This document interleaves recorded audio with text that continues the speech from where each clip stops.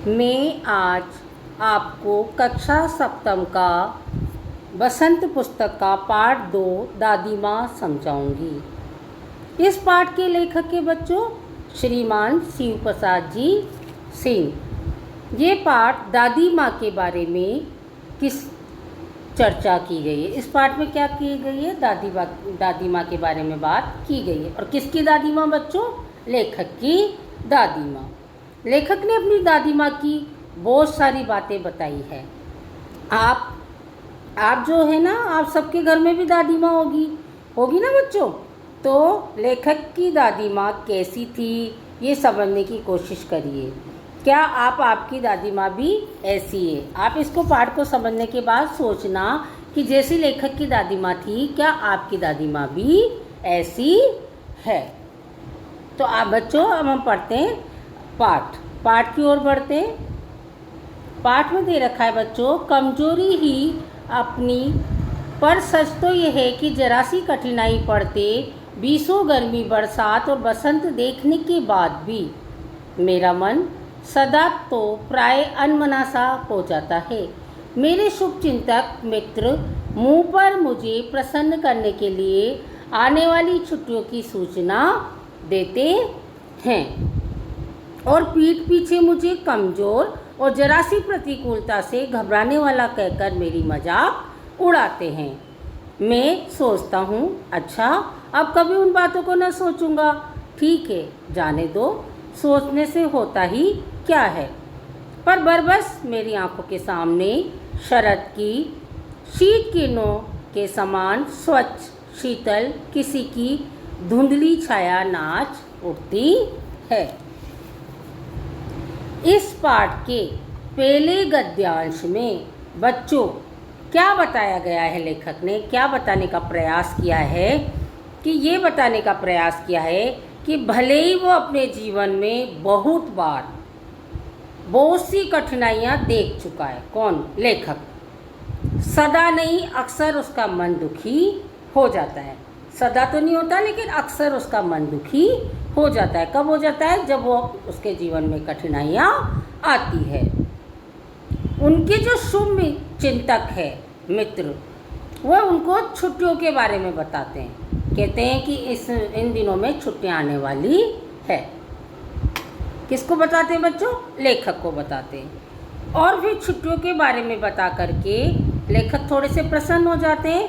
फिर पीठ पीछे से वही शुभचिंतक मित्र लेखक की कमजोरी समझकर उनकी मजाक बनाते हैं। और लेखक सोचते हैं, क्या सोचते हैं लेखक? कि इन बातों का क्या सोचना, और सोचने से होता भी क्या है। लेकिन बरबस मतलब अपने आप ही अचानक उनकी आंखों के सामने शरद ऋतु की शीत किरणों के समान शीतलता आ जाती है। कैसे आ जाती है शीतलता? कि किसी की धुंधली सी छाया उनकी आंखों के सामने नाचने लगती है। और बच्चों, वो धुंधली सी छाया किसकी है? लेखक की दादी माँ की छाया है। उनकी दादी माँ, अर्थात जो लेखक थे ना, उनकी दादी माँ बहुत बीमार थी। और जैसे उनका समाचार मिलता ना बच्चों कि दादी माँ की तबीयत ज़्यादा ख़राब है, तो वो बहुत ज़्यादा परेशान हो जाते थे। ऐसे में उनके दोस्त क्या करते थे? उनसे कहते कि अभी जो छुट्टी आएगी ना, उनको सांत्वना देते, उन छुट्टियों में तुम क्या करना, अपनी दादी माँ से मिलने चल जाना। तो वो सोच करके प्रसन्न होते कि भाई अब मैं दादी माँ से मिलने के लिए जाऊँगा। लेकिन वो घबराए से रहते थे कि मेरी दादी माँ जाने कैसी होगी। लेकिन वही दोस्त, वही शुभचिंतक पीठ पीछे से उनकी मजाक बनाते थे और उनकी हंसी उड़ाते थे। अब आगे देखो बच्चों, आगे है, मुझे लगता है जैसे कुंवार के दिन आ गए हैं। मेरी गांव के चारों ओर पानी ही पानी हिलोरे ले रहा है। दूर के सिवान से बहकर आए हुए मोथा और साई की अधगली घासें, गेहूं, वन प्याज की जड़ें तथा नाना प्रकार की बरसाती घासों के बीच सूरज की गर्मी में खोलते हुए पानी में सड़कर एक विचित्र गंध छोड़ रहे हैं। रास्तों में कीचड़ सूख गया है और गांव के लड़के किनारों पर झाग भरे जलाशयों में धमाक से कूद रहे हैं।